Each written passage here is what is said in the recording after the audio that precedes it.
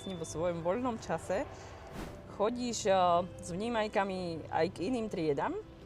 Nie, že neučíš len vo svojej triede, ale že zoberieš kufrík a ideš do tej inej triedy, že prečo to robíš, čo ti to dáva, možno či ťa k tomu vedie? Ja to neviem asi slovami takto opísať, ale pre mňa to je ako keby nesmierna radosť.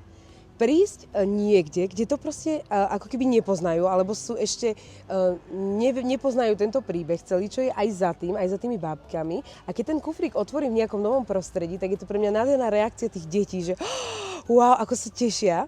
A už keď im to vysvetľujem postupne a chápu, že majú tie babky svoj príbeh, tak je to pre mňa akože obrovská radosť dávať toto ďalej, posielať. A hlavne je, že keď ma deti ako keby nepoznajú, tak ma hneď pripisujú k tej veselke, že hneď si povedia, že kto je to? A je, že veselka. A mňa to vždy tak poteší. A vždy hľadajú tú spojitosť. Každú bábku, každého vnímajka sa snažia k niekomu ako keby nájsť, priradiť.